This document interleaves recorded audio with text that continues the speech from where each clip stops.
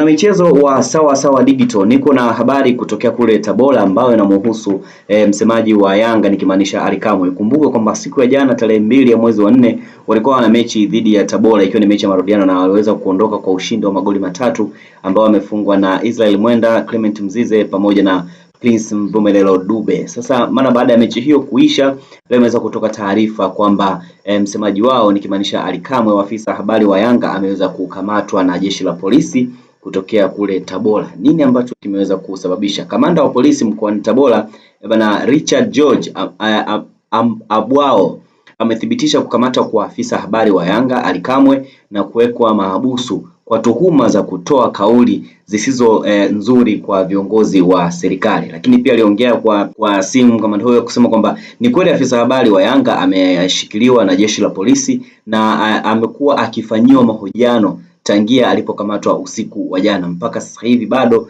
amekamatwa na kutuhumiwa kutoa lugha chafu na viongozi wa serikali. Bana, inaonekana kwamba kuna baadhi ya lugha ambazo zilikuwa zinatolewa chafu za kishabiki, vitu kama hivyo ambavyo vimeweza kuikera serikali na kuweza kusababisha kukamatwa kwake. Sasa Ally Kamwe na timu ya Yanga walikuwa mkoani Tabora kwa ajili ya mchezo wa ligi kuu uliochezwa jana dhidi ya Tabora United na Yanga aliweza kushinda goli 3-0 kama nilivyokuambia. Lakini pia kabla ya mchezo huu kulikuwa kuna maneno na kauli za hapa na pale kutoka kwa Ally Kamwe kwenda kwa mkuu wa mkoa wa Tabora nikimaanisha Paul Chacha, ambaye aliahidi milioni 60 kwa Tabora kama itamfunga Yanga. Ikumbuko kwa mkuu wa mkoa wa Tabora amekuwa akiwaahidi sana wachezaji wa timu ya Tabora United na kwamba akiwaahidi vitu vingi sana kuhusiana na issue ya kumfunga Yanga na Simba.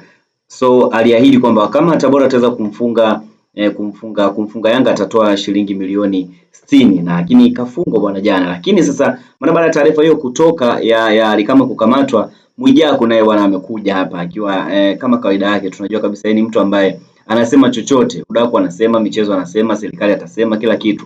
Akawa ameposti picha ya Ally Kamwe na kusema kwamba kama kweli polisi wanamshikilia Ally Kamwe kwa mvutano wa RC, basi serikali itakuwa imekosea mno kabisa. RC aje huku kwenye mpira, ajue huku kwenye mpira kuna matani mengi sana, na kama hawezi utani hakupaswa kujiingiza huku. Hii italeta chuki kwa mashabiki wa mpira na serikali yao. Haraka aachiliwe huru. Hiyo ni kauli ambayo ameitoa Mwijaku bana. Mara baada ya maneno mengi kutoka kama hivyo, imeonekana kwamba Ally Kamwe amekosea na ameweza kukamatwa. So toka jana usiku alikuwa mahabusu mpaka hii leo bado taarifa hazijatoka kwamba ameachiliwa ama vipi. Sisi kama Sawa Sawa Digital tutakuletea updates zote kuhusiana na habari hii kama atakuwa ameachiwa. So subscribe ili uweze kupata taarifa zote ambazo zinatokea kuhusiana na hiki. Sawa Sawa Digital, habari kiganjani mwako, tunakwambia endelea kutuangalia.